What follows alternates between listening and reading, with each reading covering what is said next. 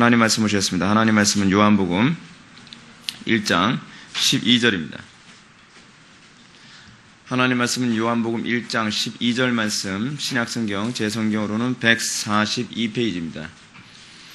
신약성경 142페이지 요한복음 1장 12절 말씀 찾으셨으면 우리 다같이 한 목소리로 낭독하겠습니다. 시작. 영접하는 자 곧 그 이름을 믿는 자들에게는 하나님의 자녀가 되는 권세를 주셨으니 아멘. 이 시간은 하이델베르크 요리문답 제13주일입니다. 33문부터 34문까지 보도록 하겠습니다. 여러분들 교재 60페이지 하이델베르크 요리문답 제13주일 제33문을 제가 여러분들한테 질문을 드리겠습니다. 여러분들이 답해 주시기 바랍니다. 우리 역시 하나님의 자녀인데 그분은 왜 하나님의 독생자라 부릅니까?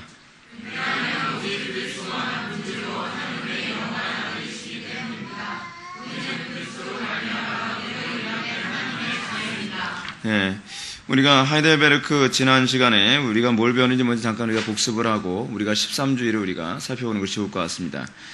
지난 시간에 우리가 12주일에 우리가 살펴봤던 부분이 무엇이냐면 예수님이 왜 그리스도이신가 라고 하는 것과 우리를 왜 그리스도인이라 부르는가에 관한 문제를 우리가 살펴봤습니다. 이 그리스도라고 했을 때 이 그리스도라고 하는 의미가 한국말로 번역을 하면 뭐라 했죠? 그러니까 먼저 히브리어로 먼저 번역을 해야 되겠죠. 헬라어인 이 그리스도를 히브리어로 번역하면 뭐라 했습니까? 메시아라고 했죠. 메시아. 이 메시아라고 하는 말은 소위 예수님에게만 사용되어지는 표현은 아니라 그랬습니다. 메시아는 소위 이걸 번역하게 되면 기름 부음 받은 자라고 해서 왕이나 제사장이나 선지자들을 다 메시아라고 이렇게 표현합니다. 그래서 그들은 기름 부음을 받은 자들입니다. 근데 이 구약 시대에 계속적으로 사람들이 메시아를 기다렸다. 소위 메시아 대망 사상이 나오게 되어진 배경이 뭐냐면 유대 사회 안에서 이제 바벨론 포로 생활이 이제 진행되어지면서 그들에게 기름 부음 받은 자들이 점점 사라지게 됩니다. 가장 첫 번째로 그들에게 사라지는 기름 부음 받은 자가 누굽니까? 왕이 사라지죠, 왕. 어차피 나라를 빼앗기게 되면 다른 그 제국의 왕이 그 나라를 통치하기 때문에 왕이 사라집니다. 그래서 유대인들이 기대하는 메시아라고 했을 때 그들이 기대하는 메시아라고 하면 어떤 사람을 소위 짬뽕한 사람이냐면 다윗과 같고 그리고 모세와 같은 존재입니다. 그래서 다윗과 같고 모세와 같은 존재, 그래서 이 두 존재를 딱 합치면 어떤 존재냐면 슈퍼 내추럴 킹이에요. 그러니까 초자연적인 왕이에요. 초자연적인 왕. 그러니까 여러분 모세가 어땠습니까? 모세가 하나님 앞에 기도를 하니까 막 홍해 바다가 갈라지고 하늘에서 막 만나가 떨어지고 막 그러지 않습니까? 그런 초자연적인 왕을 기대했던 거예요. 그러니까 유대인들이 우리가 메시아를 기다린다라 했을 때 그들이 머리에 떠올리는 것은 선지자나 제사장보다는 누구를 먼저 떠올려요? 왕을 머리에 떠올릴 수밖에 없습니다. 자, 그런데 중요한 게 뭐냐면 예수님이 나는 메시아다라고 했을 때 이 예수님이 메시아다라고 하는 이 개념은 유대인들이 왕이라고 하는 개념으로 이해를 했는데 왕이라고 하는 개념, 소위 기름 부음을 받았을 때에 그들에게 어떤 현상이 나타나는가? 구약시대에 기름 부음을 받았을 때 그냥 아무 일 없었던 게 아니었죠. 여러분들 우리를 또한 뭐라고 부르죠? 우리는 그리스도인. 그리스도인을 히브리어로 이렇게 좀 말을 하면 지금 말이 희한하게 들립니다. 메시아인이에요, 메시아인. 그러니까 같은 말인데 히브리어로 하면 좀 어감이 다르죠. 예수님이 메시아시다라고 하게 되면 우리는 어떻게 느껴요? 구원자다라고 쏙쏙 들어오는데 예수님이 그리스도시다라고 헬라어로 얘기하게 되면 별로 이렇게 쏙쏙 들어오진 않아요. 근데 우리가 이 헬라어식으로 얘기하지 않고 이 히브리어식으로 얘기해서 우리가 메시아인이다라고 얘기한다면 이제 뉘앙스가 달라지게 됩니다. 교회는 어떤 존재예요? 예수 믿는 사람들은 어떤 존재예요? 하나님의 아들이신 예수님께서 메시아로 이 땅에 오신 것으로 끝난 것이 아니라 그분의 메시아적 사역을 누굴 통해서 하시는 거예요? 교회를 통해서 계속 유지해 나가시는 거예요. 교회를 통해서 그 메시아직을 계속 수행해 나가기 때문에 오늘날 교회가 예수 믿고 천당만 얘기하면 좀 곤란해지는 것이죠. 구약시대에서도 하나님께서 사울 왕이나 다윗에게 왕으로서 머리에 기름을 붓고 나서 어떤 현상이 나타나는가 한번 좀 찾아보시기 바랍니다. 사무엘상 10장 여러분 초반부터 이렇게 조는 사람 보이는데 제 심기가 불편해집니다. 사무엘상 10장 1절.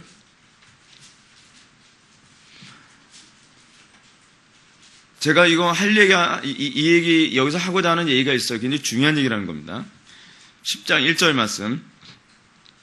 다 같이 한번 읽어보실까? 시작. 이에 사무엘이 기름병을 가져다가 사울의 머리에 붓고 입맞추며 이르되 여호와께서 내게 기름을 부으사 그의 기업의 지도자로 삼지 아니하셨나이까. 자, 그 다음에 우리가 6절을 또 보셔야 됩니다.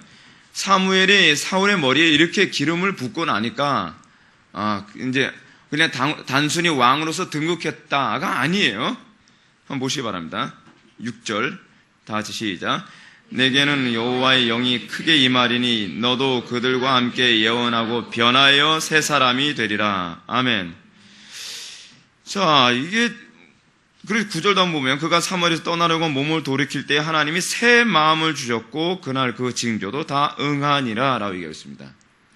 그냥 기름 부음 받고 끝난 게 아니죠. 기름 부음을 받으면 펑션이 바뀌어요. 기능이 바뀐단 말이에요. 기능이. 어떻게 바뀌어요? 평범한 사람에서 메시아직을 행하는 사람으로 바뀌는 거예요. 구약에서도. 근데 여러분 다윗에게도 그런 현상이 나타난다. 16장 13절 말씀.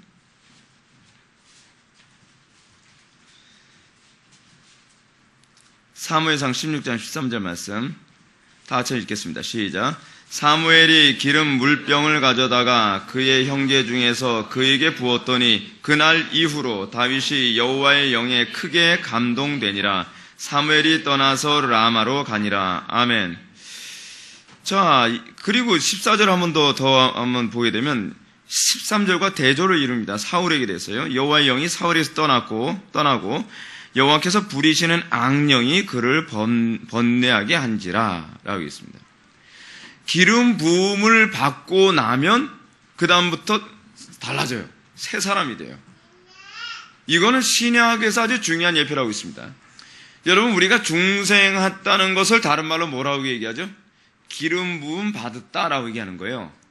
그러니까 소위 은사주의자들이나 신사도 운동하는 사람들이 얘기하는 것처럼 중생 따로 기름 부음 따로가 아니에요.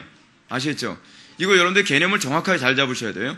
근데 로이 존스 목사님이 이걸 좀 약간 헷갈리셔가지고 중생 이후에 성령 세례를 따로 받아야 된다라고 그렇게 이 부분을 표현을 좀 오해가 되게 하셨는데 그런 게 아니에요. 우리는 중생이고 성령 세례고 중생 때 우리는 기름 부음을 받아요.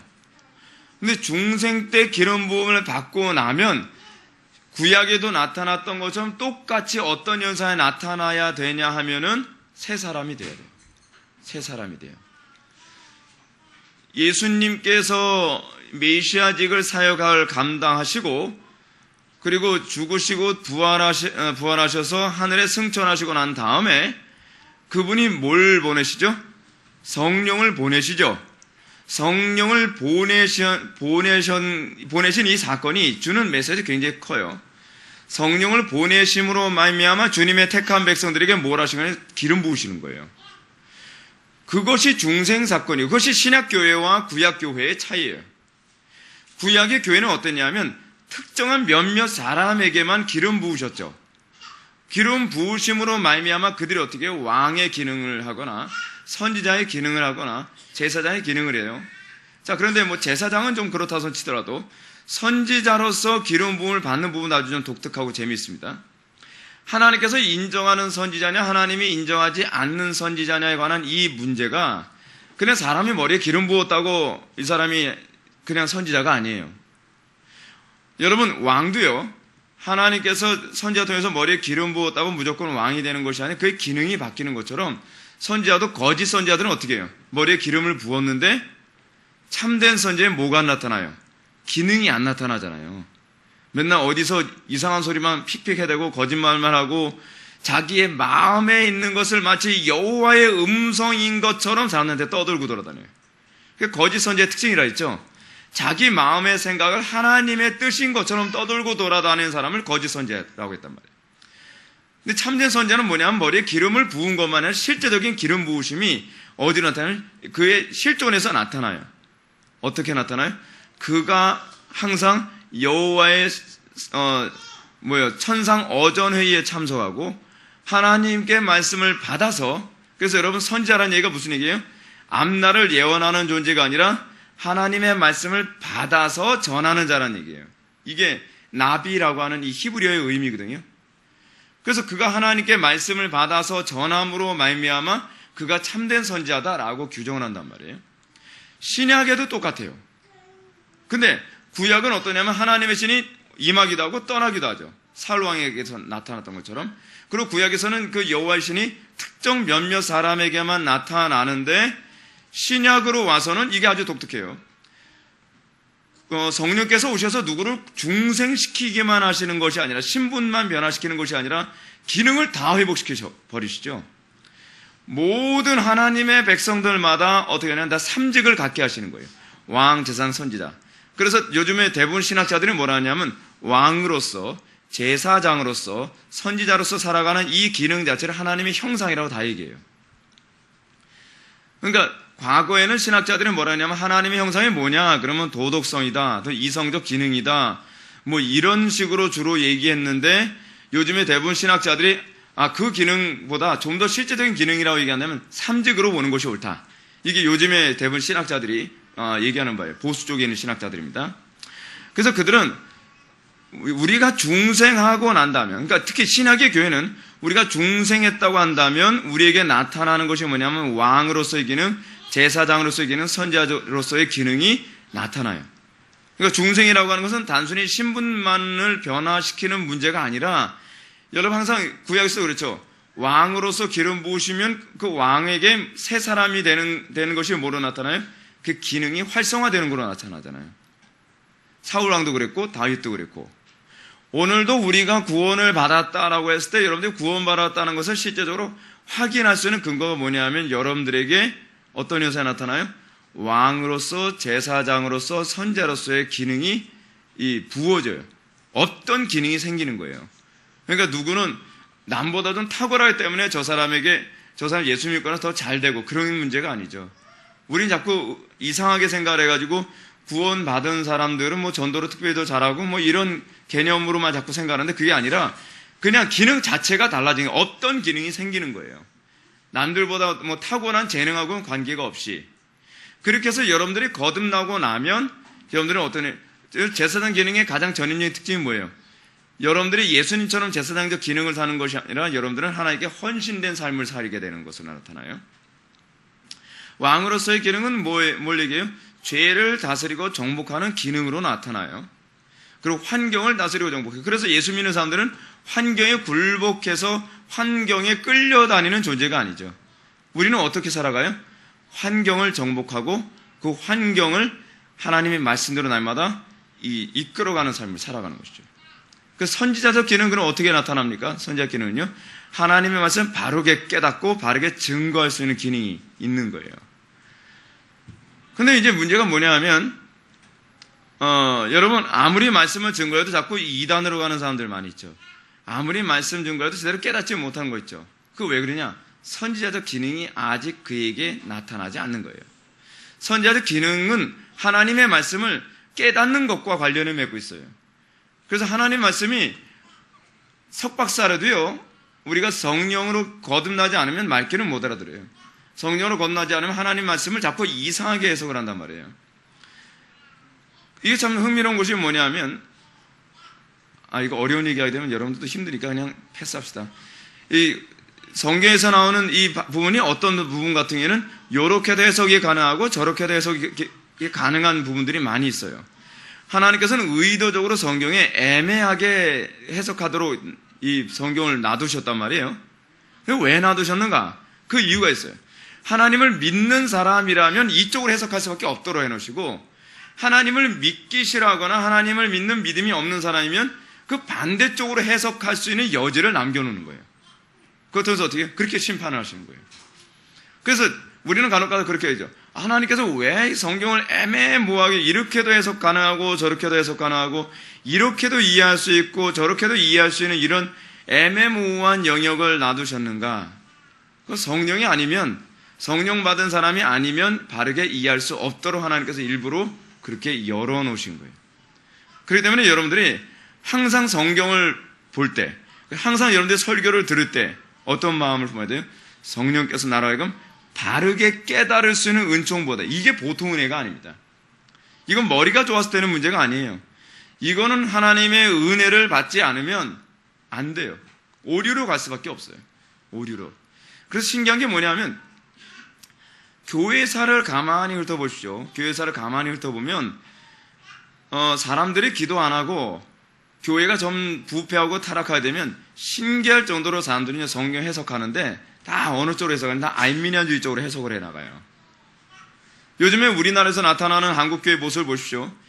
희한하게도요, 교회가 싹 이제 어느 정도 죽으면 과거에 그토록 뜨겁게 설교되어졌던 칭의론 같은 경우는요, 교회에서 종족을 감춰버려요. 이건 어느 시대나 항상 똑같아요. 그럼 항상 칭의론은 언제 다시 부활하냐? 하나님의 영감을 받고 성령의 이 안목이 열린 사람이 왜 이 시대에 칭의론을 설교하지 않냐 하면서 일어나서 다시 칭의론을 설교하게 되면 다시 교회에 또 뭐가 나타나냐면 이 중흥기가 시작되어지는 거예요. 그러다가 교회가 다시 타락하게 되면 이건 또 금세 종족을 감춰요. 이렇게 해서 하나님께서는 예수를 믿되 성령의 은총이 아니어서는 예수를 믿지 못하도록 하나님께서 그렇게 하신 거예요. 항상 우리 겸손해야죠. 항상 우리가 하나님의 은혜를 구해야 되겠죠. 항상 내가 머리 좋으니까 내가 깨달을 수 있다고 하는 이 생각부터 완전히 우리는 포맷시킬 줄 알아야 돼요. 그래서 우리를 왜 그리스도인이라 부릅니까? 그 이유는 이거죠. 흥미로운 게 예수님께서 부활 승천하시고 난 다음에 어디에 계시죠? 하나님 우편에 앉아 계시죠. 하나님 우편에 앉아 계신다는 얘기가 무슨 얘기예요? 하나님에게 왼쪽 오른쪽이 있다? 그 얘기 아니죠. 하나님은 회전하는 그림자도 없으신 분이에요. 그분에겐 왼쪽 오른쪽이 없어요. 그분 자체가 영이시기 때문에 그분에게 왼쪽 오른쪽을 판가름할 수 없어요. 또한 그분은 온 우주에 충만하신 분이시기 때문에 충만하신 분한테 왼쪽 오른쪽이 어디 있습니까? 그러니까 온 우주에 충만하시고 이거 편만함이라고 얘기하지 않습니까? 이 편만함이라고 하는 이 하나님의 속성 때문에 이승구 교수님은 뭐라고 얘기하냐면, 우리는 제3자를 얘기할 때 당신이라는 표현을 사용하잖아요. 그렇죠? 당신.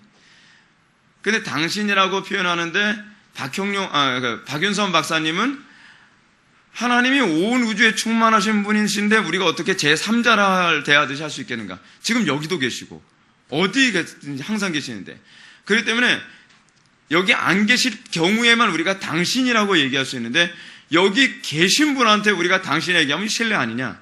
그래서 박윤선 박사님은 당신님이라고 하자. 왜냐하면 우리가 지금 하나님에 대해서 얘기할 때는 하나님을 향해서 부르는 것이 아니기 때문에 우리가 당신이라고 해야 하는 것이 옳잖아요. 근데 장본인이 여기 있는 상태에서 당신을 얘기하다면 이것도 신뢰니까 문법적으로는 말이 안 되지만 우리가 갖출 수 있는 예의라는 차원에서 당신님이라고 하자라고 그런 식의 말을 사용하셨다는 거예요. 그래서 박윤선 박사님에게 영향을 받은 이승구 교수님은 그래서 이게 설교할 때마다 당신님 그러는데 저도 들을 때 굉장히 불편하거든요. 그 표현 자체가. 근데 하나님께 대한 우리의 존중한다는 차원에서 우리 당신님이라고 하자. 이제 그렇게 생각했다는 거예요. 아주 타당합니다. 일리가 있는 얘기예요. 자, 근데 이게 어쨌든 하나님의 우편에 예수님이 앉아 계신다는 것은 무엇이냐면 소위 하나님의 왕권을 위임받았다는 얘기죠. 근데 여러분, 성자께서 왕권을 위임받을 이유가 있습니까? 없습니까? 없죠.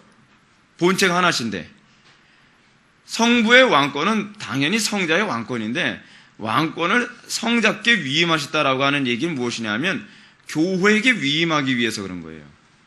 왜냐하면 교회가 교회가 성부하고 연합되는 건 아니죠. 교회는 틀림없이 성경적인 관점에서 봤을 때 예수 그리스도와 연합을 이룬단 말이에요. 그래서 예수님께서 왕권을 가지고 계시면 그것이 우리에게 뭐하는 우리의 유업이 되는 거예요. 예수님의 왕권이 우리의 왕권이 돼요. 근데 그 왕권은 내 왕권이 아니라 뭐예요? 위임받은 왕권이 되는 거예요.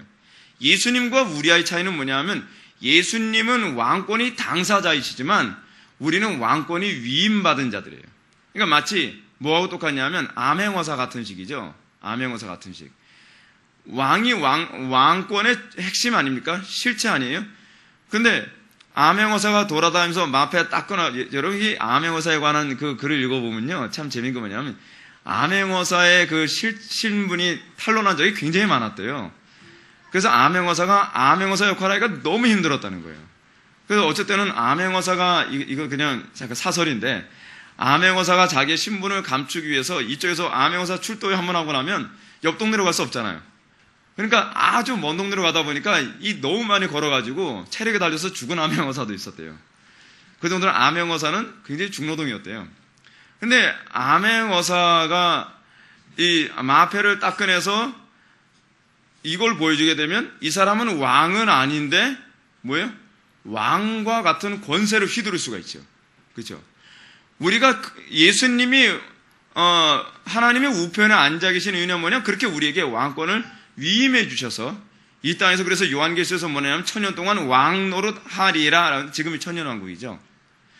이 땅에서 교회가 천년 동안, 천년이라고 하는 것은 10 곱하기 10 곱하기 10 해가지고서 기간을 알 수 없는 어느 무한한 기간이에요. 그게 이제 천년이거든요. 그래서 예수님의 초림부터 언제 오실지 모르는 재림의 그 기간까지, 그 기간 안에 있는 교회들이 어떻게 하냐면 그리스도 안에서 왕노릇 한다는 거예요. 왕노릇을 하면 어떻게 합니까? 죄를 이기고 환경을 이기고 육체의 소욕을 이기면서 성도들이 왕으로서의 역할을 대리 통치로 감당하게 되는 것입니다. 그래서 예수 믿고 나서 우리가 변화되지 않는다고 한다면 그것 좀 심각한 문제가 있는 겁니다. 우리 13주일로 들어와서 그러면 우리가 그리스도인이다라고 하는 부분에 관해서 우리가 지난 시간에 살펴봤다고 한다면, 이번에는 왜 우리도 자녀인데 왜 예수님을 독생자라 부르는가에 관한 문제를 한번 이제 살펴보게 됩니다. 33번 보면 우리 역시 하나님의 자녀인데, 그렇죠? 여러분도 하나님 자녀 아닙니까? 근데 왜 우리는 예수님하고 동급을 앉혀주냐, 이제 그런 얘기가 나오는 겁니다. 그분은 왜 하나님의 독생자라 부르십니까? 기분 나쁘십니까? 왜 예수님만 독생자고 우리도 아들인데 우리를 왜 동급으로 앉혀주나? 이 부분이 굉장히 신학적으로 중요한 얘기입니다. 왜냐하면 이 얘기합시다. 천주교에서는 합일이라는 표현을 잘 사용합니다. 그들이 깊은 관상기도 같은 걸 해서 합의를 한다 그럽니다. 누구하고요? 그 천상의 존재와 하나님과 합의를 한다, 이런 얘기. 합일이라고 하는 얘기는요, 굉장히 위험한 얘기입니다. 합일이라는 얘기는 내가 뭐가 되냐, 하나님이 된다는 얘기입니다. 뉴에이지에서 하는 일이 무엇입니까? 뉴에이지는 저도 옛날에 과거에 단전호흡을 해봤는데, 단전호흡에 전 뭐 이렇게 한번 하면은 제가 이렇게 잘 미쳐요, 한 부분에. 단전호흡을 딱 하는데, 단전호흡을 하면서 뭐 기를 모아서 온몸에서 막 돌리기도 하고, 막 손에 딱 기를 모으면 손이 막 빨개져요. 그래서 기를 막 이렇게 막 사용하는 법을 좀 배우고 나니까, 그래서 주로 하는 게 뭐냐면 이 합의를 하는 것에 주로 관심을 많이 갖게 되거든요. 근데요, 그런 생각을 하려고 해서도 아닌데, 제가 단전호흡을 깊이 있게 하기 시작하니까 내가 하나님이 된 것 같은 느낌이 드는 거예요. 못할 게 없는 것 같은 거예요. 이 합의라는 얘기가 그런 개념이에요. 뉴에이지가 주로 추구하는 게 거거든요. 그래서 뉴에이지 운동가들은 뭐냐면 내가 하나님인데 내가 왜 하나님을 믿느냐라는 얘기를 해요. 이게 뉴에이지 운동가들이 하는 얘기입니다. 죽으려고 환장한 거죠, 하나님 앞에서요. 근데 천주교에서 얘기하는 이 합일이라는 표현은 그래서 굉장히 위험해요. 우리는 합일이라는 얘기는 안 합니다. 그래서 우리는 연합이라는 얘기를 해요. 연합과 합일은 비슷해 보이지만 완전히 다른 얘기입니다. 우리는 피조물이고 예수님은 어떤 분이에요? 창조주예요. 그분은 하나님이세요. 단지 우리를 하나님과 연합을 시켜서 하나님이신 예수님의 은택을 우리가 어떻게 해요? 위임 받도록 하신 것 뿐이에요. 은혜죠, 은혜. 그러면 왜 예수님을 하나님의 독생자라고 얘기하느냐? 우린 독생자라고 번역되는데 이게요, 한국말로 번역하기 상당히 어려운 단어예요. 이 단어가 독특한 존재란 얘기예요. 독특한 존재. 그러니까 독특한 존재라고 이렇게, 그래서 김세현 박사는 이걸 뭐라고 번역하는 게 좋겠냐? 독존자라고, 더 어려운 말로 번역했어요. 독특하게 존재하는 분이라는 의미거든요. 독특하게 존재하는 분. 그래서 독존자라는 이런 표현까지 사용합니다. 그러니까 성자는 어떻게 독특한 존재인가? 성자는요, 성부와 동일한 본질을 가지고 계신 분이시죠. 그래서 아리우스와 아타나시우스 논쟁에서 또 삼위일체 논쟁을 또 얘기할 수밖에 없는데, 여러분들이 하도 이제 들어서 별로 지루하지 않을 거예요. 이제 그쵸, 귀에 익죠. 아리우스와 아타나시우스가 논쟁을 하는데, 그때 논쟁을 할 때 중요한 이슈가 됐던 단어가 뭐냐면 호모 우시우스냐 호모이 우시우스냐에 관한 문제예요. 그러니까 영어 알파벳에서 얘기한다면 I가 들어가고 나가고가 이게 완전히 딴판이 되는 거예요. 그러니까 호모 우시우스는 동일 본질이라는 얘기고, 그러니까 아타나시우스는 뭐냐면 예수님은 성부와 동일 본질이시다 라고 했는데, 아리우스는 아니다. 예수님은 하나님에겐 하나님이신데 성부보다는 좀 부족한, 그리고 성부는 영원히 존재하신 분이셨지만 성자는 존재하지 않으셨던 때가 있었다. 왜요? 그 이유가 뭐냐? 성자는 성부로부터 나으셨다고 얘기하니까. 그러니까 나으셨다는 얘기가 태어났다는 이런 표현인데, 나으셨다라고 했을 때 나으신 것이 어느 없었던 시점이 있어서 나온 그 개념이 아닌 거예요. 그럼 뭡니까? 저한테 물어보면 제가 뭐라고 얘기할까요? 모르죠, 제가 그걸 어떻게 알겠습니까? 영혼의 세계관에서 우리는 알 수가 없어요. 우리는 경험되지 않은 존재니까. 그래서 성자께 대한 우리는 어떻게 표현하냐면, 성자는 영원히 나으셨다. 그래서 성자는 존재하지 않았던 때가 없었거든요. 그래서 이 아리우스는 뭐라고 했냐면 유사 본질이다. 유사 본질. 신적인 존재는 신적인 존재인데 성부보다는 좀 부족한 존재다라고 해서 호모에다가 이를 붙여서 호모이 우시우스라는 표현을 사용했어요. 그걸 유사 본질이에요. 근데 이렇게 이해를 했는데, 궁극적으로 예수님은 어떤 분이에요? 동일 본질이시죠. 근데 동일 본질이라는 것이 궁극적으로 뭘 얘기하는 거야? 왜 동일 본질이 중요하냐? 본질적으로 동일해야만 성부를 계시할 수 있거든요. 그렇죠? 저도 개인적으로 제가 여러분들 이해합니다. 저도 학교 다닐 때 삼위일체 논쟁만 나오면은 굉장히 공부하기 싫었어요. 저만 싫어했던 것이 아니라 모든 신학생들이 조직 신학에서 삼위일체 논쟁에 관한 얘기가 나오면은 좀 과장을 좀 못한다면 한쪽에서 코 고는 소리가 들릴 정도로 너무 다들 막 산만해지는 분위기가 막 생겨요, 학교에서도.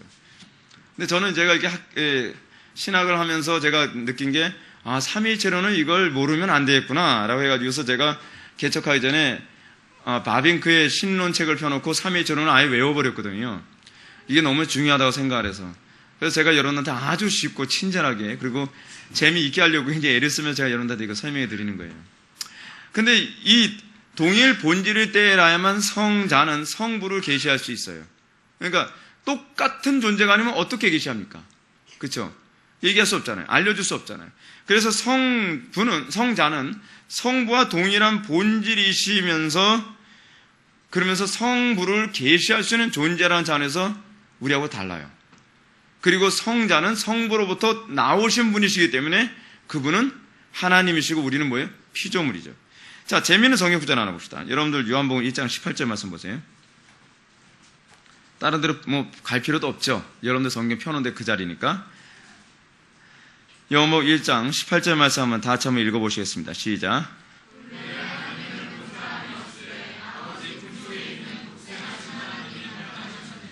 아주 여기서 좀 독특한 표현이 나옵니다. 본래 하나님을 본 사람이 없을 때 아버지 품속에 있었던 독생하신 하나님이 나타나셨느니라 라고 하지 않고 현재형으로 얘기하고 있습니다. 아버지 품속에 있는 독생하신 하나님이 나타나셨다는 거예요. 예수님은요, 공생의 기간 동안에도 성부의 품속에 있었어요. 무슨 얘기냐면 예수님은 육신을 입고 이 땅에 오셨지만 성부와 분리된 존재가 아니라 여전히 성부와 하나의 본체를 이루고 있는 분이시라는 거예요. 그래서 예수님께서 뭐라냐면 내가 아버지 안에, 아버지가 내 안에 있는 거와 같이라고 얘기하죠. 그 얘기 무슨 얘기예요? 예수님은 육신을 입고 공생의 기간을 살고 있음에도 불구하고 여전히 그분은 완전한 하나님으로서 성부와 일체를 이루고, 또 성자께서는 성부 안에 여전히, 그 품속 안에 여전히 계신 상태에서 있는 거예요. 그래서 뭐라고 얘기해요? 아버지가 내 안에, 내가 아버지에 있는 것 같이 저들도 어떻게 해요? 우리 안에 있어 라고 합니다. 그래서 여러분은 어떻게 살아야 돼요? 우리는 성령 안에 살아야 돼요. 우리는 그리스도 안에서 살아야 돼요. 우리가 거룩한 성삼위 안에서 살아야 돼요. 이게 예수 믿는 거예요. 그 안에 산다는 것은 뭘 얘기해? 성전된 삶을 살아가는 거예요. 성전된 삶. 항상 그래서 주님과 동행함, 그 임마누엘이라는 개념도 나오지 않습니까? 하나님이 우리와 함께 하심. 우리가 항상 이것과 관련해 살아가는 존재가 바로 그리스도인이에요. 근데 문제가 무엇이냐면, 로마서 1장에 보게 되면은 하나님을 모르는 자들에게 나타나는 특징이 뭐라고 표현됩니까? 한번 좀 펴봅시다. 로마서 1장.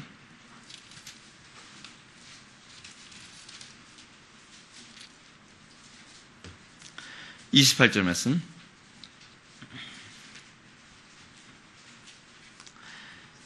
또한 그들이 마음에 하나님 두기를 싫어하며 하나님께서 그들을 그 상실한 마음대로 내어버려 두사 합당하지 못한 일을 하게 하셨으니, 이게 교회와 세상의 차이예요. 교회와 세상이 어떻게 차이가 나요? 그리스도인들은, 교회는 하나님을 마음속에 두길 기뻐해요. 하나님을 마음속에 두기 기뻐한다는 것이 뭐름이에요? 성전의 기능을 가지고 있다는 얘기예요. 성전의 기능. 하나님을 마음에 둔다는 것은 뭐름이에요? 그가 항상 하나님을 묵상하기를 기뻐하고, 항상 하나님을 마음에 둔다는 개념이 구약에서는 뭐로 나오냐면 말씀을 마음에 두는 것으로 항상 표현되어져요. 그렇죠?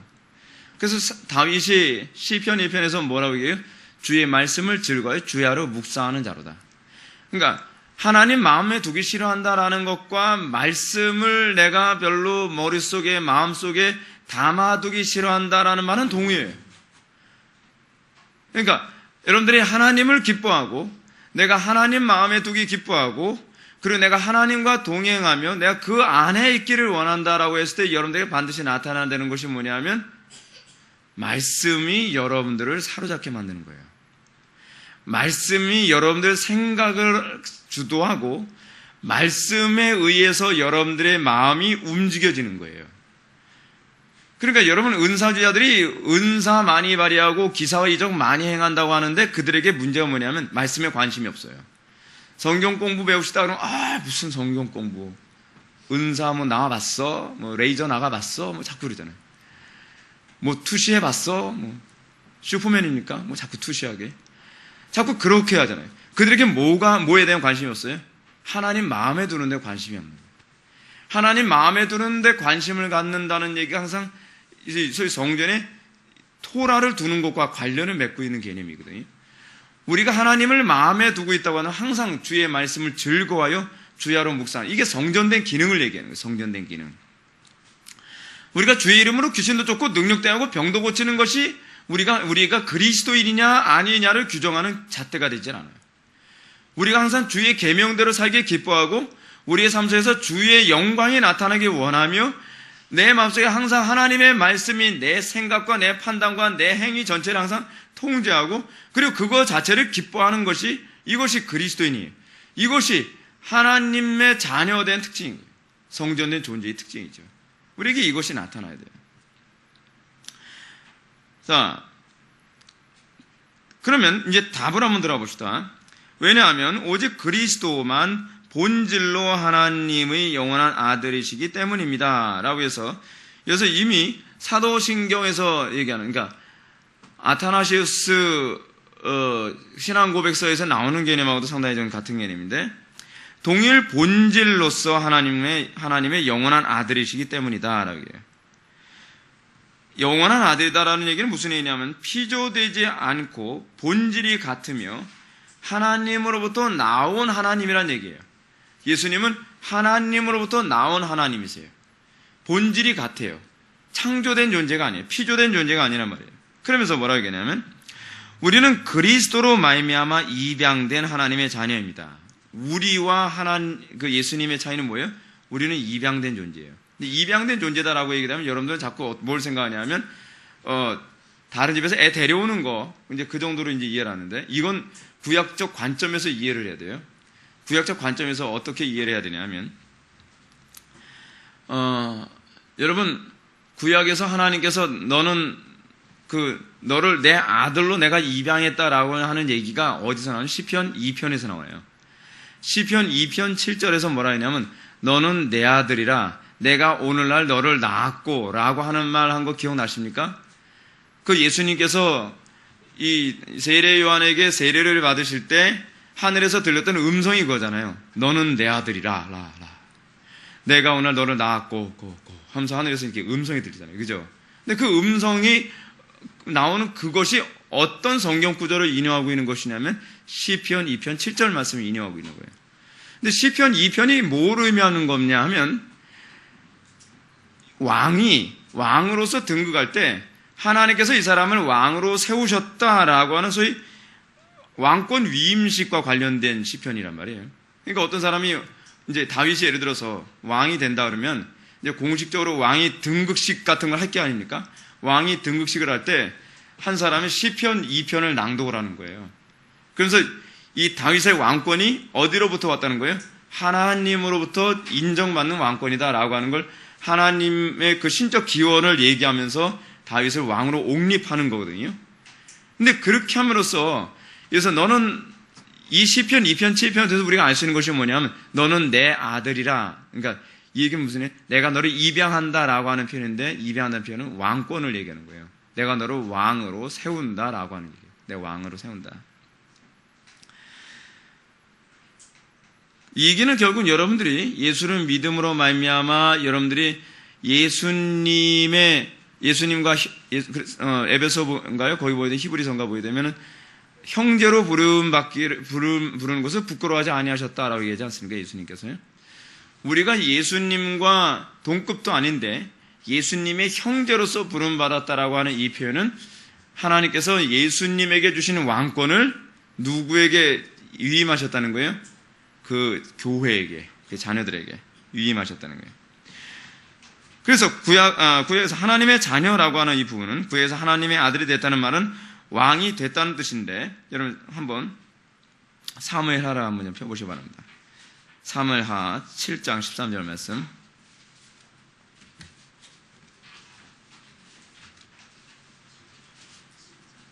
사무엘하 7장 13절 말씀.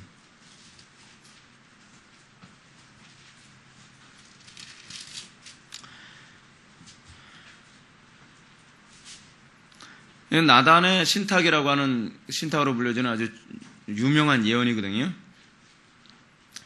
한번 제가 읽겠습니다. 그는 내 이름을 위하여 집을 건축할 것이요 나는 그의 나라 왕위를 영원히 견고하게 하리라 라고 하는 얘기. 여러분 이 얘기가 어디서 갑자기 튀어나온 부분인지 여러분 아시겠습니까?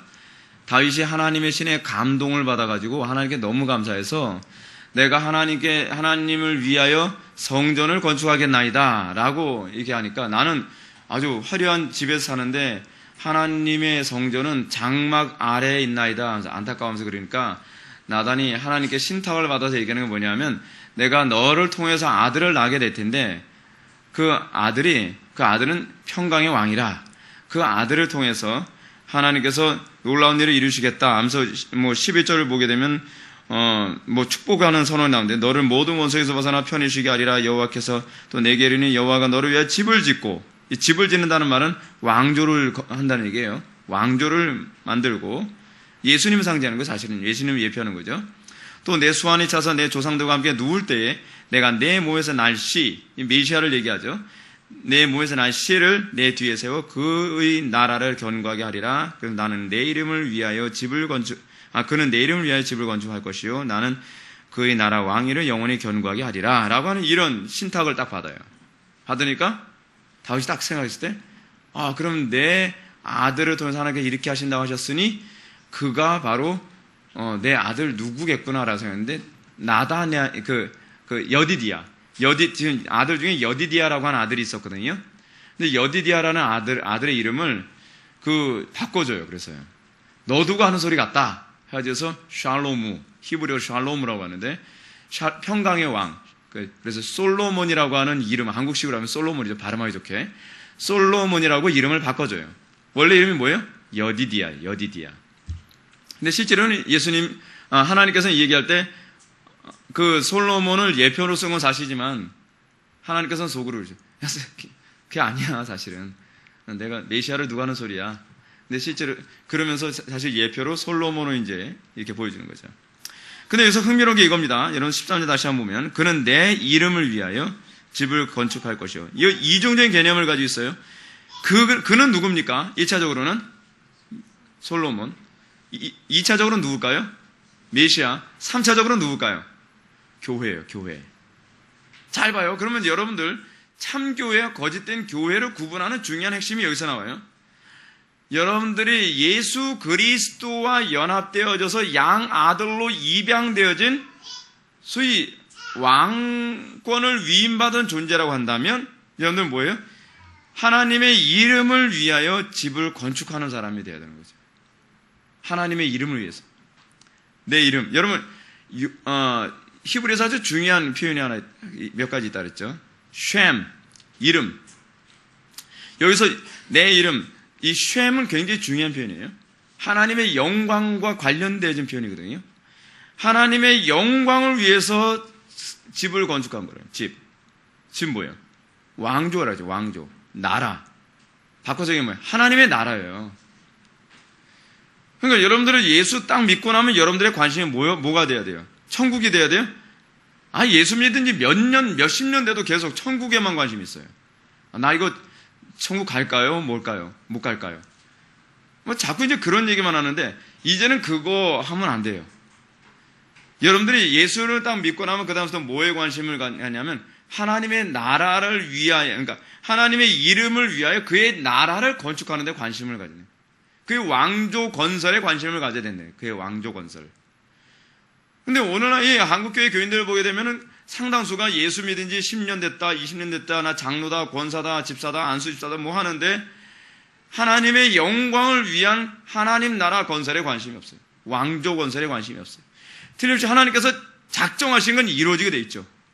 여러분들이 내가 예수 그리스도와 연합하여 그의 왕권을 위임받은 존재라고 한다면 여러분들이 이게 나타나야만 돼요. 이게 틀림없이 나타나야 돼요. 그의 왕조를 건축할 것이요. 나는 그의 나라 왕위를 영원히 견고하게 하리라. 그래, 우리에게 이게 나타나는 거죠. 우리가 예수를 믿고 나면 우리는 하나님의 자녀된 존재로, 양자로 입양된 존재라는 것을 기억해야만 합니다. 그래서 여러분 로마서 8장 29절 한번 좀 펴보시기 바랍니다. 로마서 8장 29절 보게 되면 우리를 자녀로 입양하셨다라고 하는 이 부분과 관련하여 로마서에서 사도 바울은 우리에게 뭐라고 얘기하는가? 로마서 8장 29절 말씀. 왜 우리를 하나님의 자녀로 입양하셨다고 그래요? 볼까요? 하나님이 미리 아신 자들을 또한 그의 아들의 형상을 본받게 하기 위하여 미리 정하셨으니 이는 그로 많은 형제들 중에서 맏아들이 되게 하려 하심이니라 라고 해요. 맏아들이 되게 하려 하심이니라. 성자 하나님을 우리의 큰형이 되게 하셨다는 거예요. 그렇다고 해서 여러분 처음 가서 형 그러지 마세요. 그건 곤란합니다. 그게. 하여간 맏아들이 되게 하신 거예요. 그래서 29절 보면 중요한 게 하나님이 미리 아신 자들, 그러니까 택함의 교리가 나오는 거죠. 아신 자들을 또한 그의 아들의 형상, 그의 아들의 형상을 본받게 하기 위해. 그의 아들의 형상이 뭐라 그랬어요? 삼위체, 삼위체가 아니죠. 삼직이랬죠. 삼직. 그렇죠. 왕으로서, 제사장으로서, 선지자로서의 삶을 사는 거예요. 그죠? 왕으로서, 제사장으로서, 선지자로서 삶을 살아가는 거예요. 그래서 하나님께서 우리를 통하여서 결국 뭐 하는 거예요, 이 땅에? 우리를 경작자로서. 그렇죠? 뭘 경작해요? 구약에서 아담과 하와가 에덴 동산을 경작했던 것처럼 아담과 하와가 원래 그들이 타락하기 이전에 뭐가 있었어요? 삼직 기능이 있었다 그랬죠. 아담은 선지자였고, 아담은 왕이었고, 통치자였어요. 그리고 아담은 그 제사장이었어요. 근데 아담과 하와가 타락하고 난 다음에 삼직 기능 자체가 없어진 것이 아니라 삼직 기능이 어떻게 해요? 왜곡되어져 버린 거죠. 이게 없어진 게 아니라 왜곡된 겁니다. 그래서 다스리는 기능은 다 엉뚱하게 행동을 하고, 그것도 제사장으로서의 기능은 하나님께 헌신해야 될 것은 어디에다 헌신해요? 내 육신의 욕망에 헌신을 하게 되는. 어느 정도는 죽을 줄 모르고 죽을 똥 살똥 이 죄 지는 데만 최선을 다하는 거예요. 돈 버는 데만 최선을 다하는 거예요. 성공하는 데만 최선을 다하는 거예요. 하나님께 헌신해야 될 걸요. 제사장적 기능이 왜곡되어져 버린 거예요. 선지자적 기능도 여러분 왜곡되어져서 어떻게 해요? 모든 피조물을 통해서 하나님을 계시하고 있는데 거기서 우상만 찾아내는 거예요. 그래서 이게 이 선지자적 기능이 왜곡됐기 때문에 우상 숭배가 나오는 거예요. 신기하게 우상 숭배는 짐승은 할 줄 모릅니다. 사람만 할 줄 압니다. 왜냐하면 선지자적 기능이 있기 때문에 그래요. 근데 선지자적 기능이 왜곡되니까 우상 숭배로 나오는 거죠. 이렇게 돼버린 겁니다. 우리가 그래서 하나님께서 우리를 예수 그리스도를 통해서 우리를 회복시키셨을 때 우리가 하나님의 형상이 회복되는데 그를 통해서 예수님의 삶직이 우리에게 그대로 다시 나타나서 우리는 왕으로서 제사장 선지자로서 살아가면서 어떻게 왕으로서의 기능은 뭐예요? 이 땅에서 빛과 소금의 역할을 감당하는 것이죠. 선지자로서의 기능은 뭘 얘기해요? 엉뚱한 짓 이단 종파같이 이상한 소리 하고 돌아다니면서 내 마음에 있는 생각을 하나님의 뜻인 것처럼 막 떠들고 돌아다니는 것이 아니라 하나님의 말씀을 바르게 사람들에게 증거할 수 있는 이런 기능이 생기는 거죠. 그리고 제사장적 기능이 생기면서 어떻게 해요? 우리의 전인격을 하나님의 나라와 영광에 헌신하는 것이 우리의 기쁨이 되는 것이죠. 옛날에 욕심대로 사는 것을 기쁨으로 여겼다고 한다면. 그래서 우리가 아들로 입양된 사람은 아버지의 상속자가 되죠. 여기서 우리가 좀 염두에 둘게. 우리가 아버지의 상속자가 된다라고 하는 부분을 좀 염두에 둬야만 합니다. 그래서 그럼 우리가 하나님으로부터 뭘 상속을 받느냐고 하는 문제가 항상 중요한 문제 아닙니까? 우리는 자꾸 뭘 상속받는다고 배웠어요? 천국을 상속받는다. 그 천국도 현재에서 하나님 나라 왕국으로서의 천국이 아니라 죽어서 가는 것. 이걸 자꾸 상속의 개념을 자꾸 그게 아니에요. 하나님의 영광이 우리의 상속물이거든요. 하나님의 형상에 참여하는 것, 그의 거룩함에 참여하는 것, 그의 지혜로움에 참여하는 것. 여러분 오늘 보십시오. 우리가 오늘 낮예배 때도 우리가 내 부모를 공경하라라고 하는 부분을 보면서 여러분 부모 공경하는 게 지혜롭지 않으면 이 제 5계명 할 수 있습니까? 여러분 인생 살면서 제일 어려운 게 뭐예요? 인간관계가 제일 어렵지 않습니까? 인간관계가 제일 어려워요. 근데 그 인간관계의 가장 중요한 원리로서 성경 우리들에게 뭐라 하냐면 여호와 하나님의 뜻대로 모든 인간관계를 맺어야 된다는 거예요. 근데 여호와 하나님의 뜻대로 인간관계를 맺는 것도 무식하게 아무렇게나 맺게 되면 인간관계 다 깨져버리죠. 그러니까 사도 바울이 아예 에베소서 6장 1절부터 쭉 뭐라고 얘기합니까? 하나님의 뜻 안에서 인간관계 맺는 법을 아예 구체적으로 아예 우리에게 제시해주고 있잖아요. 그래서 자녀들에게 어떻게 자녀를 노엽게 하지 않는 것이 하나님의 뜻대로 자녀들과 관계를 맺는 것이고, 직장의 상사는 부하 직원들하고 어떻게 해요? 그들을 사랑하고 뭐 이렇게 해서 쭉 그런 부분을 다 설명하고 있지 않습니까? 남편과 아내의 관계는 어떻게 해요? 남편 아내를 사랑하는 것이고 아내는 남편에게 복종하는 것인데, 이런 모든 부분도 다 아버지 하나님의 뜻대로 하는 거예요.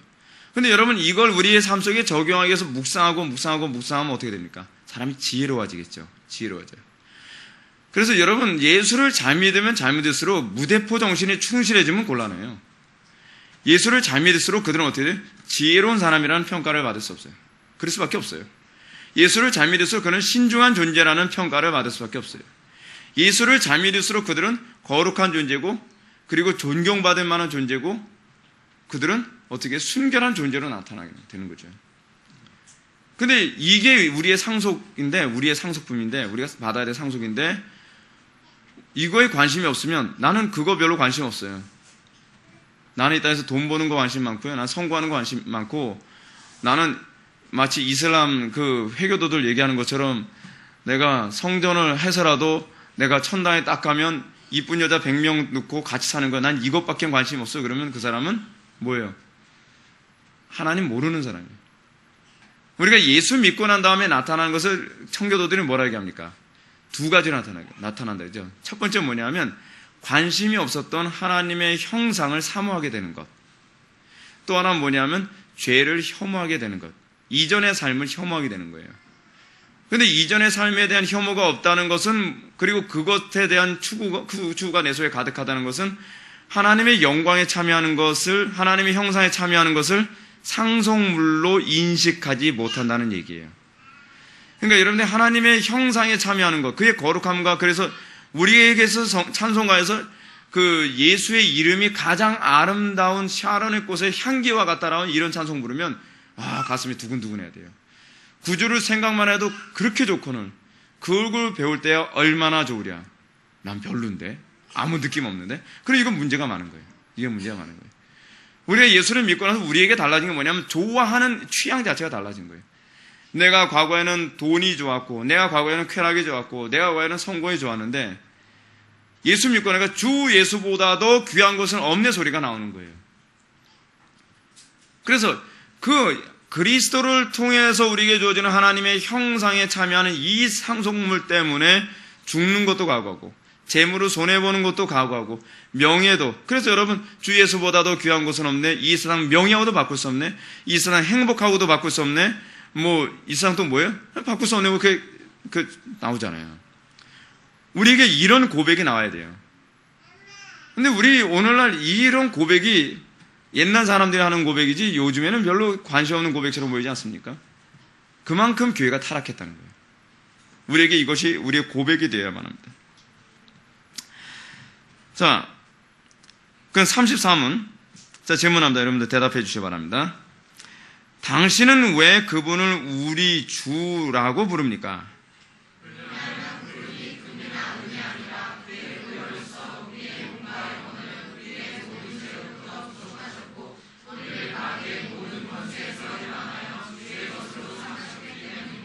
예, 우리는 왜 그분을 우리 주라고 부릅니까? 라고 했을 때, 먼저 우리가 관심을 가져야 되는 것은 우리라고 하는 부분이죠. 그분은 우리의 주입니다.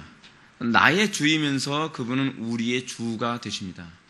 그러니까 우리 주라고 했을 때 이 우리라고 하는 말은 공동체적 용어 아닙니까? 그러니까 신앙생활 안에서 나 하나 잘 믿으면 되고, 다른 사람하고 나하고 갈등이 있어도 나는 저 사람 나하고 신앙에 어떤 충돌이라든 상관없어. 난 나 혼자만 잘 믿으면 돼. 그게 아니라는 거예요. 우리는 우리의 주라고 하는 공동체적 신앙 고백을 가지고 있는 대상이 있어요. 그래서 내 신앙, 그러니까 우리는 그런 사람들 요즘 많이 보잖아요. 자기 혼자 신앙이 좋아요. 아무도 인정하지 않는데. 자기 혼자 열심히 많고, 자기 혼자 기도 생활 많이 하고, 자기 혼자 신앙생활 좋은데, 문제는 다른 사람하고 유대 관계가 형성이 안 돼요. 그래서 신앙의 교통이 안 일어나. 이게 오늘 한국교회 안에서 나타나는 굉장히 심각한 이 병이거든요, 병. 근데 우리가 믿는 하나님은 공동체적으로 믿는 하나님이시기 때문에 나 혼자 믿음 좋은 곳으로 끝나면 안 되고요. 이 믿음 좋음이 공동체 안에서 공인되어지고, 그래서 서로가 이것이 하나의 어떤 커뮤니티가 형성되어져야 돼요.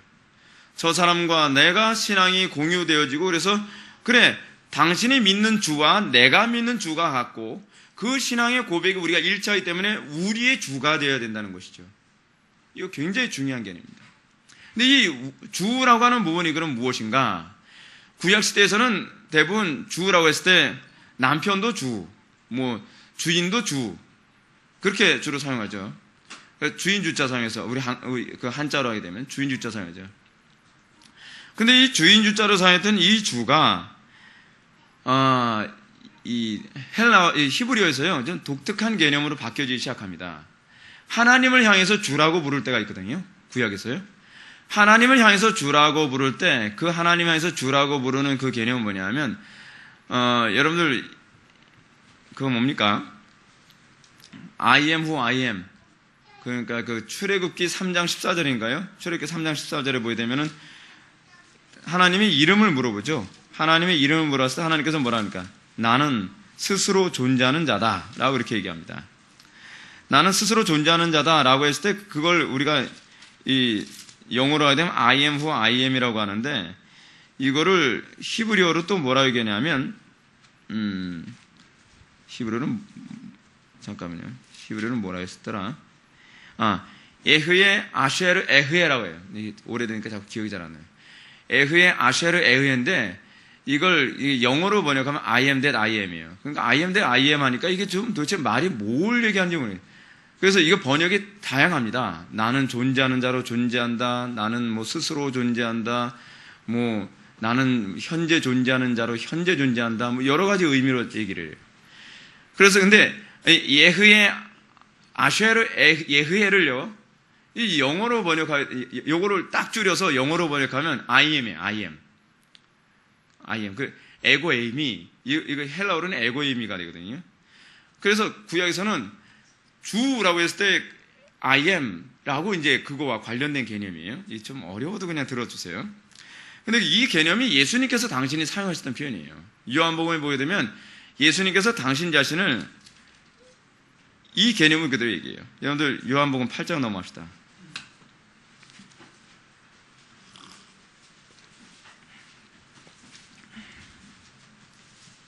24절 말씀. 그러므로 내가 너희에게 말하기를 너희가 너희 죄 가운데 죽으리라 하였노라. 너희가 만일 내가 그인 줄 믿지 아니하면 너희 죄 가운데서 죽으리라. 이거 굉장히 두려운 얘기죠.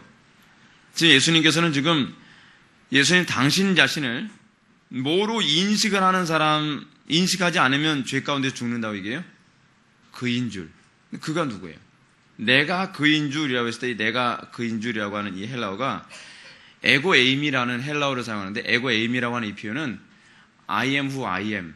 예흐의 아쉐르 예흐의 그 표현을 거예요. 여호와라는 거예요. 내가 여호와다. 그러니까 여러분 우리가 예수님을요 하나님으로 인식 안 하면 구원 못 받는 거예요. 실제로요. 나는 예수님이 하나님 성부 하나님보다 좀 못한 하나님이다. 그 구원 못 받아요. 구원 못 받는다라는 얘기는 무슨 얘기냐? 그건 믿음이 아니라는 거예요. 믿음이 들어가면 여러분들이 믿음이 딱 들어가면 여러분들이 나타나는 것이 뭐냐면 당신은 그리스도시요 하나님의 아들이시니이다 라고 고백이 나올 수밖에 없다는 거예요. 그래서 예수님께서 베드로한테 마태복음 18장에서 뭐라 얘기합니까?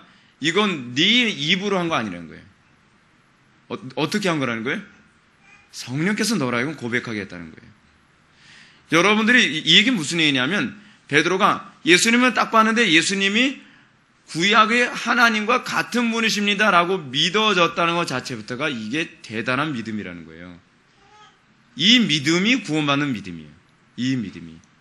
근데 여러분 베드로 당시에 예수님을 하나님으로 고백한다는 건요 이건 정말 상상할 수 없는 일이에요.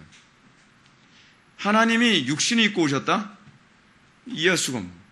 육신을 입고 오는데 그냥 예를 들어서 그리스 신화에서 나오는 것처럼 처음부터 성인의 몸을 딱 입고 어느 날 갑자기 딱 나타나는 것도 아니고 동정녀 마리아에게서 태어나서 아기 때서부터 쭉 자라가지고 주변에서 형제들 다 아는 주변 동네 아저씨들 다 아는 그런 사람이 어느 날 하나님이다? 여러분 믿어지겠습니까? 예를 들어서 우리 교회 그 주일학교회가 이렇게 컸어요. 그런데 맨날 얘 성민아 누구야? 맨날 이렇게 불렀는데 예를 든다면 그렇다는 거예요. 너는 개똥아 뭐 이렇게 부르고 그러는데 어느 날 갑자기 자기가 내가 하나님이다. 이게 진짜 웃죠 여러분들. 그러니까 어떤 면에서 우리가 그 시대에 태어나지 않은 게 복일 수도 있어요. 이건 믿어주기가 힘든 얘기예요. 우리나라에 여러분 우리나라에요.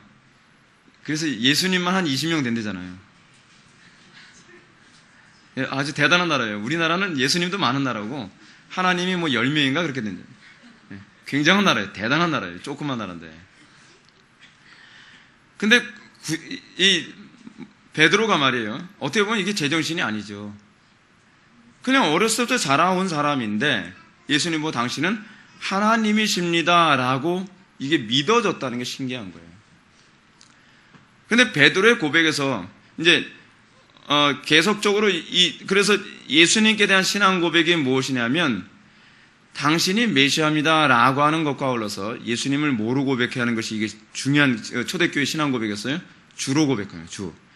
그러니까 초대교회 당시에 예수님을 주로 고백하는 이 표현은 예수님이 하나님이시다라고 고백하는 거예요. 근데 문제는 여기 있어요. 문제는요. 그 당시 초대교회에는 로마의 학정시대에 있었던 때 아닙니까?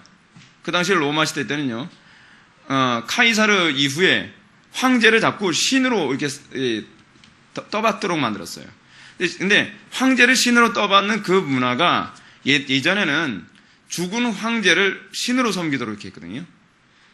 근데 점점 시간이 지나면서 황제가 현재 살아있는 황제가 자기 자신을 신으로 떠받도록 만들었어요. 그래서 황제들이 자기를 뭐라고 부르도록 만들었냐면 퀴리오스라고 부르도록 만들었어요. 퀴리오스라고 하는 말은 한국말로 바꾸면 주예요, 주. 근데 주라고 부르도록 했는데 그 당시에 로마에서 종교 정책은 뭐였냐면 종교 다 인정한다. 종교 인정하는데 황제를 주로 인정을 해야 되는 거예요. 그러니까 황제를 주로 인정한다는 얘기가 황제를 주인으로 인정한다는 얘기가 아니라 뭐로 인정한다는 얘기예요? 신으로 인정한다는 표현이에요. 그것 때문에 기독교가 박해를 받기 시작했어요. 폴리갑이 그래서 그것 때문에 박해를 받았는데 박해를 받으면서 폴리갑이 그 당시에 나이가 85인가 왕 목사님보다 조금 연세가 더 많았을 텐데 막 고문을 하고 막 괴롭히면서 왜 황제를 주로 고백하지 않냐? 황제를 주로 고백하라 그러는 거예요. 나에게서 주는 누구밖에 없다? 예수님밖에 없다. 예수님만이 나의 주다. 그러니까 이 사람도 고문하면서 안쓰러운 거예요. 내가 젊은 사람이 모르겠는데 이 나이든 양반을 내가 이렇게 하는 건 나도 미안하다. 그거 주라고 한번 말 못 해주겠냐? 주라고 한 번만 얘기해주면 그냥 풀어주겠다. 나도 노인네 이렇게 괴롭히기 싫다. 라고 하니까 폴리갑이 뭐라 하냐면 내가 나이 80이 넘도록 하나님께서는 한 번도 나를 서운하게 한 적이 없다. 나를 실망시킨 적 없다. 근데 내가 어떻게 이렇게 고문받고 힘들다고 내가 하나님을 실망시킬 수 있겠냐? 그럴 수 없다. 그래서 폴리갑이 화형으로 세상 떠나지 않습니까? 순교당해서 죽죠. 그 당시에 주라고 부른다는 개념은 신으로 부른다는 개념이에요. 그래서 여러분 신약성에서 자꾸 얘기는 예수님이 주시다라고 하는 표현이 많이 나오는데 그것은 예수님이 구약에 나오는 여호와다라는 표현이에요. 예수님이 여호와 하나님이시다라고 하는 표현입니다.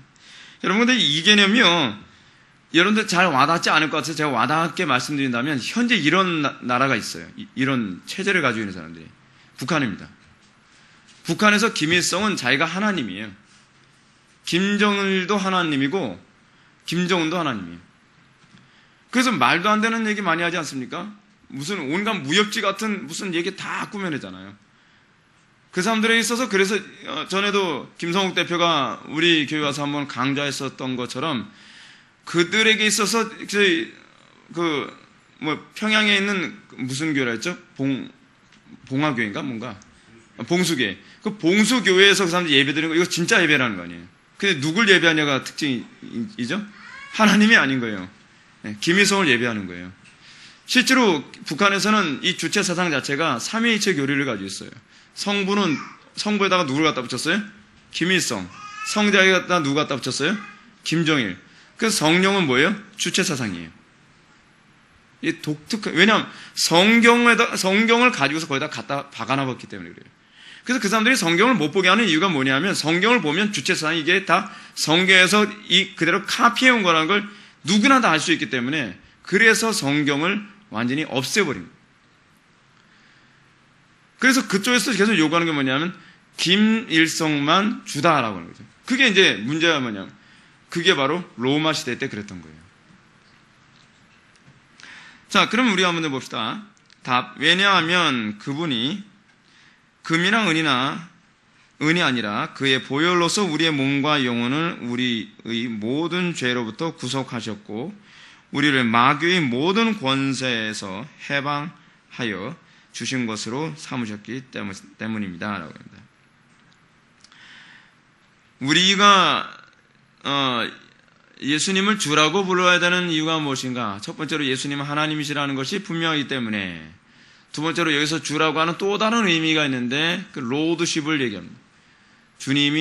주님만이 내 인생의 유일한 주인 되심이라고 하는 것을 여기서 하이델베르크에서는 우리들에게 또한 얘기하고자 합니다.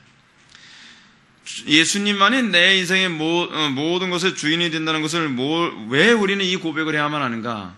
왜 우리는 예수 믿고 나서 이제 내 마음대로 살지 않고 하나님의 뜻대로 여호와 하나님께서 명하신 대로만 우리는 모든 관계를 맺고 여호와 하나님께서 명하신 대로만 우리가 살아야만 하는가? 그 이유는 분명해요. 우리는 빚을 졌기 때문에. 어떤 빚이 졌어요? 영원한 빚을 졌어요. 이 세상 어떤 곳으로도 갚을 수 없는 빚을 졌어요. 창조주 하나님께서 피조물, 아무것도 아닌 것과 같은 그 피조물을 위하여 당신 자신을 희생했다고 한다면 우리가 과연 그 은혜를 무엇으로 갚을 수 있겠느냐는 거예요. 하이델베르크가 정말 너무 탁월한 게 뭐냐면 하이델베르크 요리분담은요 그냥 딱딱한 교리가 아니에요. 우리에게 진정한 감동을 가져다 줘요. 우리의 모든 것을 갖다 바친 날짜는 그 빚을 갚을 수가 없어요. 그 은혜를 갚을 수가 없는 거예요. 그러니까 Amazing Grace 같은 그런 찬양이 나오는 거 아닙니까? 나 같은 죄인 살리신 그 은혜 놀랍습니까 여러분? 우리가 하나님께 무엇을 바치고 우리가 어떻게 산다 할지라도 우리의 전인격을 다 희생하며 주님의 영광만을 위하여 산다 할지라도 우리는 그 은혜에 갚을 수 없는 거죠. 찬송가에서 그 가사가 나오는 건 정말 그들이 구원받은 존재로서의 그 구원의 감격을 알기 때문에 그런 거예요. 근데 오늘날 얼마나 많은 한국교 교인들 보게 되면 하나님의 영광에서 조금 손해보는 것도 얼마나 짭니까? 하나님의 영광에서 좀 참아라. 하나님 영광 위해서. 한번 우들우들 한번 승질내고 나면 하나님 영광이 뭐가 되냐라고 해도 그래도 내 입장 내봐 뭐 그런 얘기. 아니 입장을 다시고 하나님께서 우리를 위해서 얼마나 엄청난 대가를 치르고 내 영혼을 구원하신 건데 그렇잖아요. 근데 우리는 너무나 철면피 같이 살아가죠. 구원 받기만 했으면 됐지 왜 내가 구원받았다고 그렇게 하나님의 말씀에 이렇게 구애받아가면서 주의송수해야 되고 뭐 내가 희생해야 되고 헌신하면서 이렇게 살아야 돼. 그냥 믿어준 것만 해도 되는 거 아니야? 주객이 전도된 거죠. 주객이 전도된 거예요. 아니 믿어준 겁니까? 은혜를 마치 내가 믿어줬으니까 하나님 저한테 좀 빚 많이 졌네요. 저 안 믿어주려고 했는데 까짓 거 그냥 믿어주기로 했어요. 근데 믿어줬으면 됐지 뭘 또 희생을 요구하고 뭐 거룩하게 살아라 도덕적으로 살아라 그럽니까? 제가 하나님은요 진짜 어이가 없을 거예요. 마치 불쌍하다고 제가 막 몇 억을 줘가면서 그 힘든 거 해결해 주니까 오히려 저한테 그 빚 독촉하듯이 얘기하는 거 똑같은 거 아닙니까? 우리나라 예속담에 그런 말 있잖아요. 물에 빠진 사람 구해줬더니 뭐예요? 보따리 달라고 그러잖아요. 보따리 달라고. 은혜를 뭐래요? 원수로 갚는 거죠. 여러분 우리가 예수 믿는 사람들이 이게 못된 사람들이 굉장히 많아요. 이거 굉장히 못된 거예요. 하나님께서 당신의 가장 사랑하는 독생자이신 예수 그리스도 그 예수님을 십자가를 못 박아 죽이시기까지 우리를 사랑하셔서 우리를 구원하셨는데 기껏 구원받은 우리가 뭐라 얘기해요? 하나님 믿어줬죠? 이제 보따리 좀 내놓으세요. 돈도 좀 돈벼락도 좀 내려주시고 성공도 하게 해주시고 이 뭡니까 도대체 예수 믿어줬는데. 근데 여러분 여러분들 예배당 안 나와도 하나님 서운할 거 하나도 없어요. 근데 우리는 그런 식으로 예수를 믿고 있어요. 그런 식으로 또 가르치고 있어요. 그래서 율법으로 가르치는 게 이게 잘못된 거예요. 율법으로 구원받을 수 있다고 가르치는 거예요. 주의성수 안 하면 지옥 가라고 가르치는 게 이게 굉장히 잘못된 거예요. 여러분들이 믿어주는 게 아니에요. 여러분들이 하나님의 은혜로 여러분들이 영원한 빚을 진 거예요.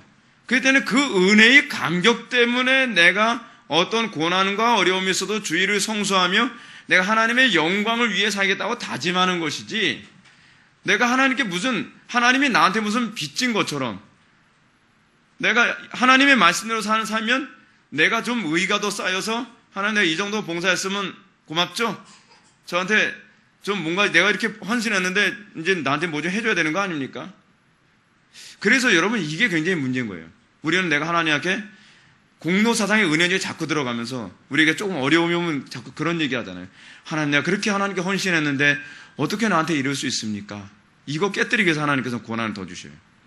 그게 아니라니까 하나님께서 좀 깨달으라고 그러는 거예요. 하나님 제가 정말 이렇게 헌금도 많이 했는데 어떻게 내 사업이 이럴 수 있습니까? 아니 우리가 헌금하는 건 은혜에 감사해서 헌금하는 것이지 하나님한테 빚을 지게 만드는 거라고 생각을 하는 거 이거 굉장히 심각한 거예요. 근데 우리가 자꾸 그런 사고가 은혜 중에 너무 많이 깔려 있어요.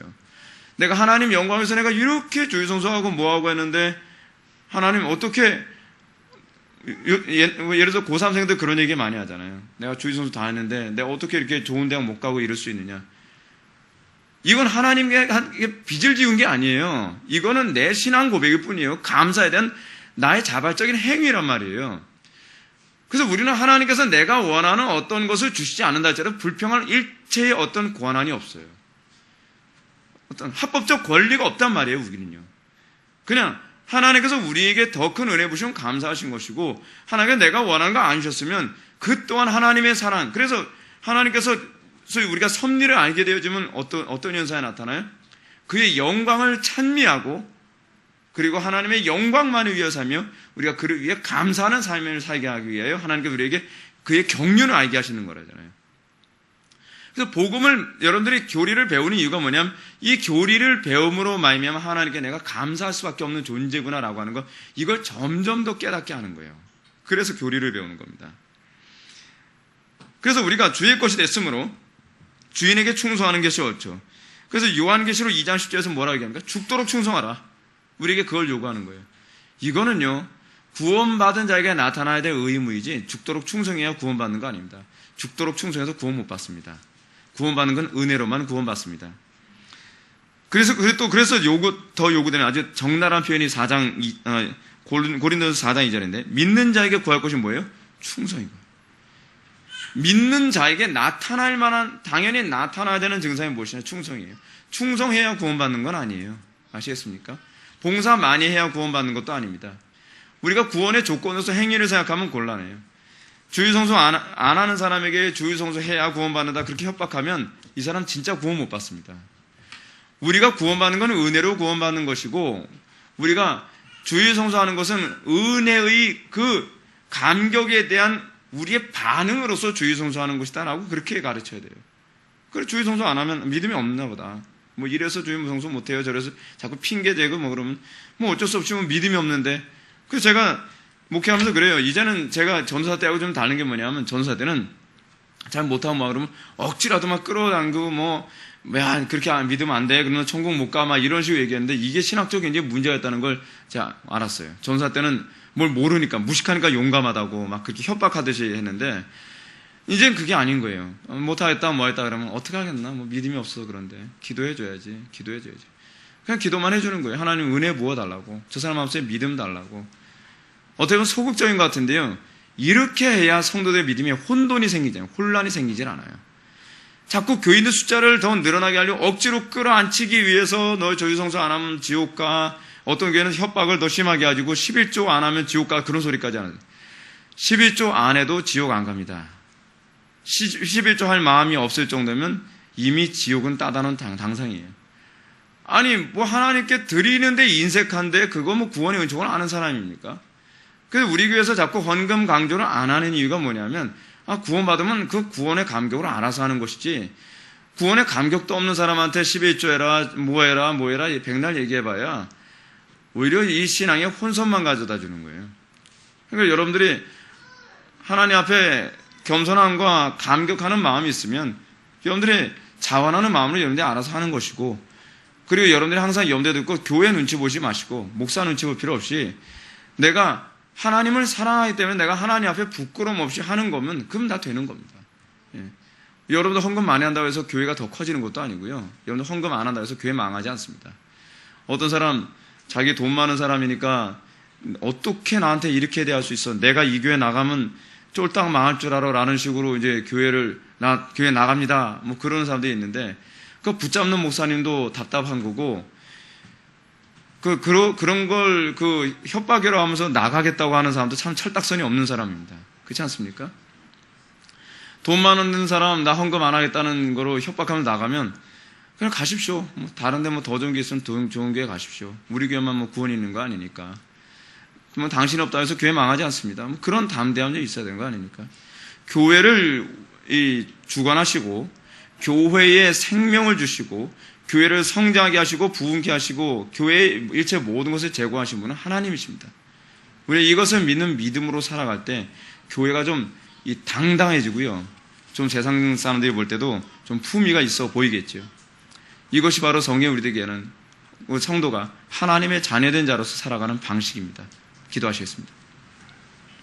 사랑이 많으신 하나님, 우리의 마음속에 하나님의 구원의 감격으로 풍성하게 하여 주옵소서. 우리가 하나님으로부터 받은 그 구원의 은혜의 빛이 너무나 크고 너무나 감격스러워서 내가 무엇으로 그것을 보답하리까라는 고백이 우리 삶 속에서 항상 충만하게 하여 주시고, 그래서 우리가 이 땅을 살아갈 때에 세상의 것에 집착하지 아니하고 우리가 주 예수보다도 귀한 것은 없다고 고백할 수 있는 그런 고백이 날마다 나타나게 하여 주옵소서. 예수님의 거룩하신 이름으로 기도하옵나이다.